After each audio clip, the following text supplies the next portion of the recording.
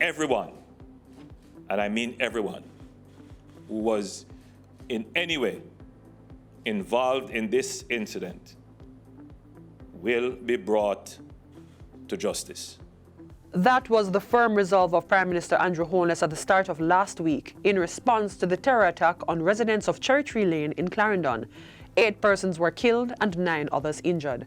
The incident has been classified as an act of reprisal by gangs. Deepest condolences to the families and loved ones of those whose lives were brutally snuffed out in this dastardly incident. The incident is one which cannot be allowed to stand in any way, lest it become the normal routine of criminals. With that said, Mr. Holness gave directions to the Joint Security Forces to launch an all-out assault on all gangs operating in the country. We must use this as an opportunity to draw the line finally in the sand and to separate the gangs from our communities. Prime Minister Holness also launched a $25 million anti-gang fund to incentivize the sharing of credible information on gangs by residents. Payouts will be made for information leading to the arrest and charge of criminal gang suspects and facilitators of criminal gang activities. We're particularly interested in the facilitators and the organizers.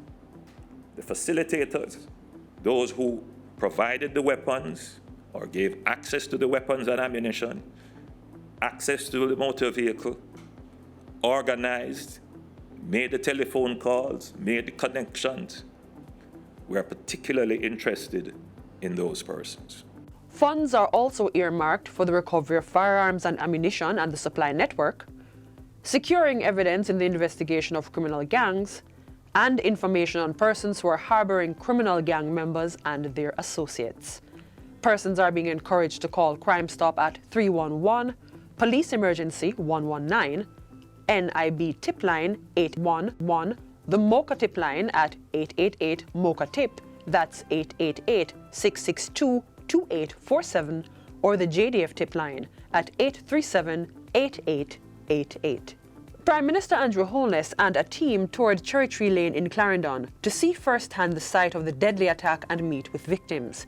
He assured that all resources were being given to the security forces to apprehend the players of organized armed violence. Whether it is the financing, whether it is the international cooperation, whether it is the legislative support, will be made available to the security forces to pursue this relentlessly. They must either meet a judge or meet their maker, whichever they choose. But Jamaica cannot countenance this kind of crime. On a brighter note, the Prime Minister was in Portland for the groundbreaking ceremony of the Bound Brook Urban Centre. The $4.2 billion project is scheduled for completion in 24 months. It's part of massive infrastructure developments taking place in the parish, with others in the pipeline.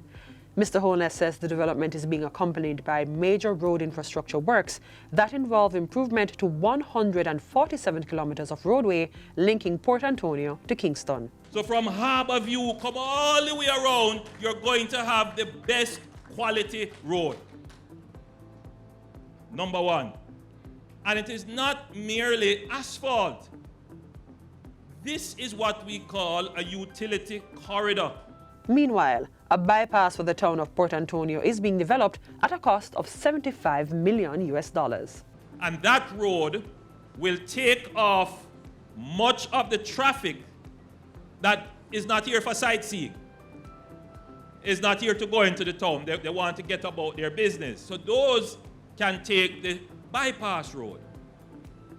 But that bypass road is built for resilience because we have moved it off the shore.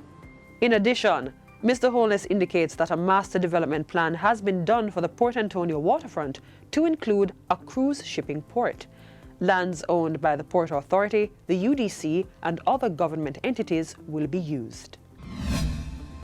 Prime Minister Andrew Holness journeyed a few kilometers over to St. Thomas to assess first-hand damage to the roadway caused by Hurricane Beryl.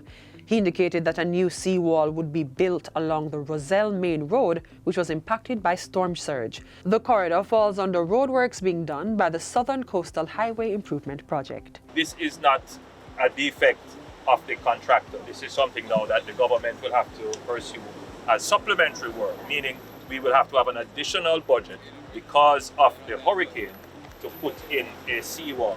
Mr. Holness said the seawall was not the final or even the most effective defense, and that there may have to be other revetment works and other forms of protection. He argued that a more fitting solution would be to realign the road away from the coast, but the government had made a strategic decision to support the existing residents, communities, and commerce. Think about it, if we had moved the road internally, then essentially what would happen is that the communities that exist along this pathway would eventually die off, as the traffic that is passing through would choose to use the better road and not use this road. And that's it for Jamaica House Weekly. Be sure to join us next time for more of the news stories coming out of the Office of the Prime Minister.